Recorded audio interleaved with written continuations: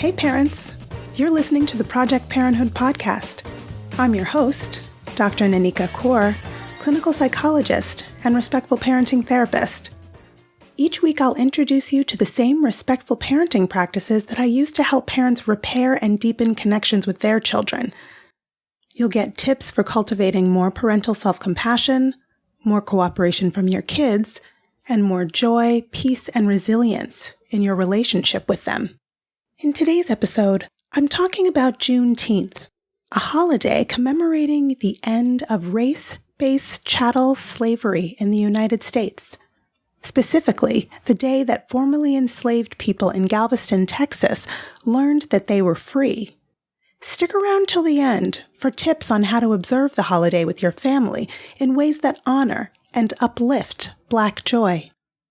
On June 17th, 2021, President Joe Biden signed into law the Juneteenth National Independence Day Act, making Juneteenth a federal holiday.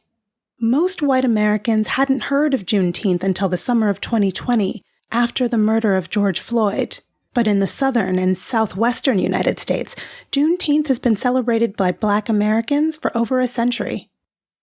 Juneteenth commemorates June 19, 1865, the day when Major General Gordon Granger rode into Galveston, Texas, and announced the official end of race-based chattel slavery there. This announcement came 2.5 years after President Abraham Lincoln signed the Emancipation Proclamation. And though the Union Army had won the Civil War in April 1865, when Robert E. Lee surrendered to General Grant at Appomattox, Virginia, Texans were resistant to accepting defeat. So, until 2,000 Union troops marched into Galveston Bay to enforce the proclamation, the more than 250,000 people enslaved there didn't know that they were free. General Order No. 3 stated, "The people of Texas are informed that, in accordance with a proclamation from the Executive of the United States, all slaves are free. This involves an absolute equality of personal rights and rights of property between former masters and slaves, and the connection heretofore existing between them becomes that between employer and hired labor. The freedmen are advised to remain quietly at their present homes and work for wages. They are informed that they will not be allowed to collect at military posts and that they will not be supported in idleness, either there or elsewhere." The first Juneteenth celebrations commemorating the end of slavery in the United States was in 1865 and became more popular as time went on, eventually becoming a state holiday in 1980 in Texas. As Black people migrated from Texas to other states, they brought their Juneteenth celebrations with them. Historically, commemorating the day can include formal attire, parades, educational programs, music, firecrackers, fun, and coming together with family and with the community. This often takes place along with a cookout featuring barbecue and red-themed food and drink. Because they aren't a monolithic group, Black Americans naturally have varying levels of comfort with the swift official and corporate recognition of Juneteenth. On the heels of the Black Lives Matter protests against police brutality in 2020, many American corporations publicly acknowledged that racism does indeed exist. Yet little has changed since these acknowledgments. People have voiced frustration, viewing the making of a national Juneteenth holiday as largely performative, while more pressing issues facing Black Americans remain unaddressed. Declaring Juneteenth a holiday allows those in power to be self-congratulatory without actually making any lasting change that would significantly impact Black American lives for the better. Making enduring changes to hiring, compensation, and promotion practices, for instance, is a better allocation of resources than a day off for federal workers. This legislation was also passed in less than a week, while bills on law enforcement reform, voting rights, and a commission to study reparations remain stalled. Furthermore, there is some dread about Juneteenth being for quote-unquote everyone, and how that can lead to its meaning becoming watered down, co-opted, commercialized, and commodified by and for non-Black people. Critics aside, Black proponents of the Juneteenth Act applaud legislation making it a national holiday because, one, the abolition of race-based chattel slavery for millions of enslaved people and Black people's contribution to their own liberation shouldn't go unacknowledged. Number two, it's an opportunity for an annual national remembrance of the historical complications and precariousness of Black freedom. And three, in a country where Blackness is often associated with trauma, suffering, and struggle, it's a rare opportunity to celebrate progress, joy, and hope for Black Americans. Here are 3 ways for all families to acknowledge Juneteenth. 1. Model and encourage critical thinking about the first Juneteenth. The Juneteenth holiday is a wonderful opportunity to explore the historical context of the celebration. It's important that children know that some, but not all, enslaved people were considered free from bondage on that first Juneteenth.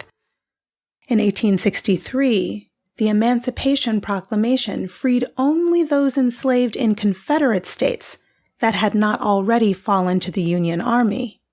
Many enslaved in the Union-held border states of Maryland, Delaware, West Virginia, Kentucky, and Missouri remained so until the 13th Amendment was ratified in December 1865.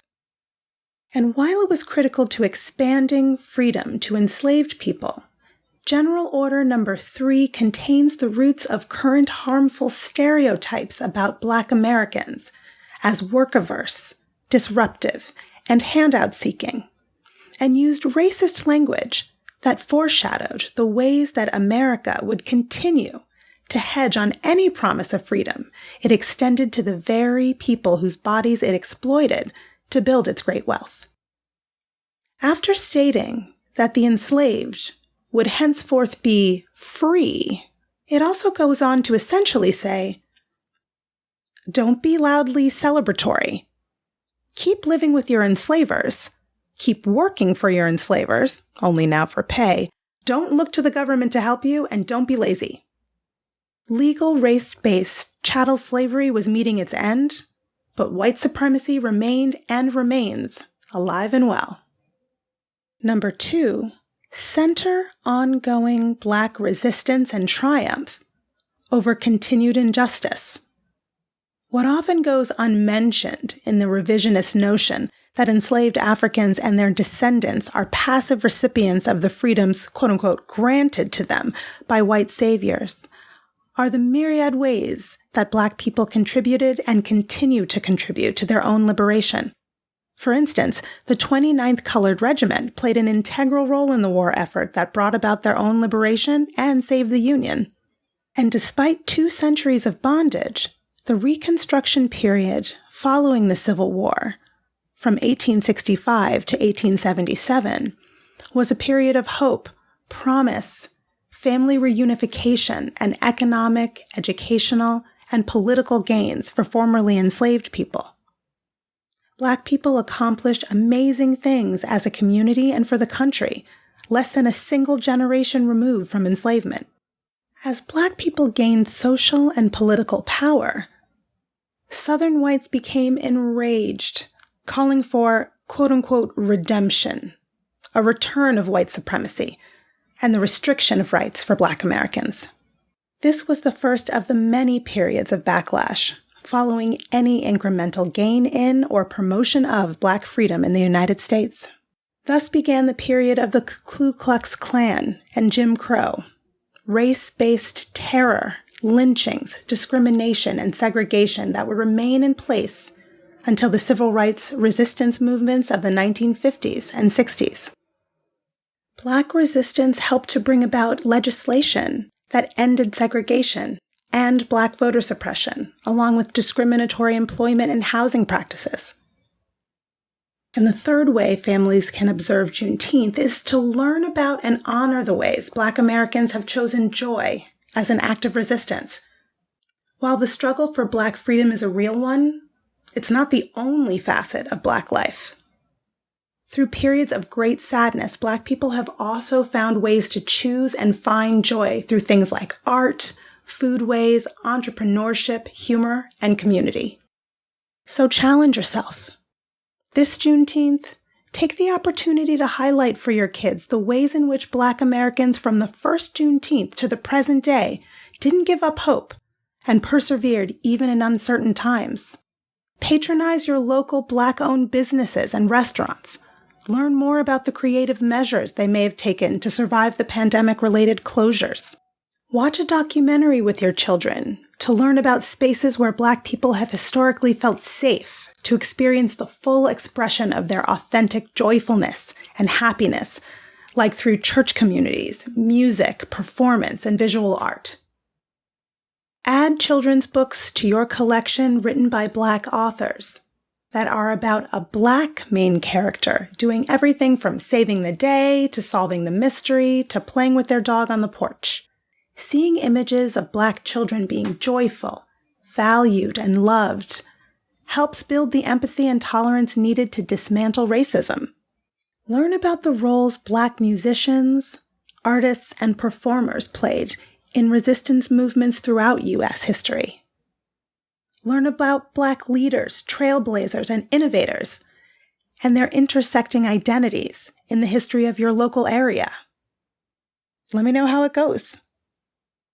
Though feelings about Juneteenth as a national holiday are mixed, it's historically been a holiday centered around celebrating the national and regional cultures, art, food, humanity, and tenacity that are American Blackness. Juneteenth can be a day where all Americans take the time to acknowledge Black resistance, liberation, and joy. As Black Americans, we may experience generational trauma. We may have to withstand anti-Blackness, white supremacy, and racism. And we may have to continue to struggle for true and equal freedom. But we're here. And that's a lot to celebrate when it comes to that kind of intergenerational survival and capacity to thrive despite the odds.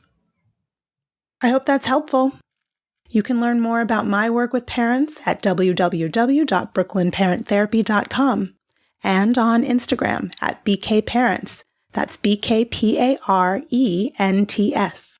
If you have more questions about talking with kids about Juneteenth or any other parenting questions or stories, leave me a message at 646-926-3243. And be sure to let me know if it's okay to use your voice on the show. Or send an email to parenthood@quickanddirtytips.com. And don't forget to subscribe to Project Parenthood on Apple Podcasts, Spotify, or wherever you listen to podcasts. Catch you next week.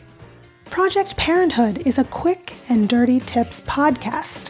It's audio engineered by Dan Feierabend with script editing by Adam Cecil. Our podcasting and advertising operations specialist is Morgan Christensen. Our assistant manager is Emily Miller. Our marketing and publicity assistant is Davina Tomlin. And our intern is Brendan Pika. That's all for this episode. Catch you next week.